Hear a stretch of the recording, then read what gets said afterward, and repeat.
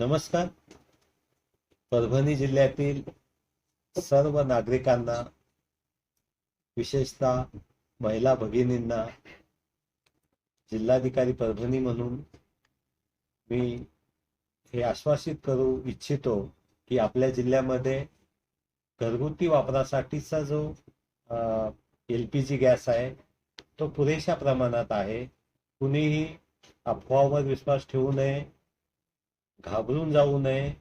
पुरेसा साठा आपल्याकडे आहे आणि प्रत्येक नागरिकाला घरगुती वापरासाठीचा जो गॅस सिलेंडर पाहिजे तो आपण देऊ शकतो. त्यामध्ये कुठलीही अडचण नाही. आपण एकदा गॅस सिलेंडर बुक केला की त्यानंतर दुसऱ्यांदा गॅस सिलेंडर हा आपण 25 दिवसानंतर बुक करायला पाहिजे, जेणेकरून हे जे गॅस वितरणाची जी चेन आहे ती अव्याहतपणे चालू राहील.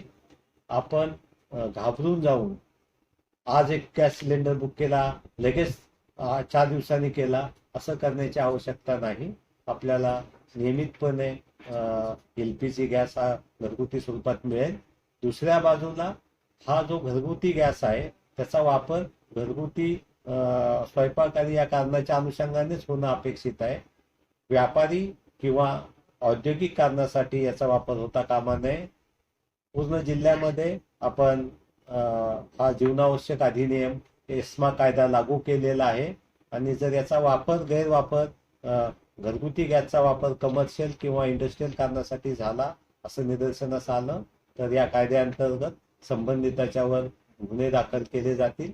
आपण भरारी पथकं नेमलेली आहेत, ज्यामध्ये तहसीलदार, पोलीस निरीक्षक आणि पुरवठा विभागाचे अधिकारी यांचा समावेश आहे. आजच आम्ही पूर्णा तालुक्यामध्ये अशा प्रकारचा गैरवापर घरगुती गॅस सिलेंडरचा करत असताना निदर्शनास आल्यावर 11 सिलेंडर जप्त केलेले आहेत. जिल्ह्यामध्ये सर्व ठिकाणी ही भरारी पथकं कारवाई करतील आणि असं कुठेही जर गॅस सिलेंडर जे घरगुती कारणाचं आहे ते व्यापारी कारणासाठी किंवा औद्योगिक कारणासाठी वापरलं तर त्याच्यावर नक्कीच कारवाई करण्यात येईल. पुन्हा एकदा सर्व नागरिकांना, महिला भगिनींना माझं नम्र आव्हान आहे की पुरेसा LPG गॅस आपल्याकडे उपलब्ध आहे. आपण बिलकुल याबाबत आश्वस्त राहावं आणि आपण जेव्हा जेव्हा नियमितपणे बुकिंग करत होतो तसं आपण बुकिंग करायला पाहिजे.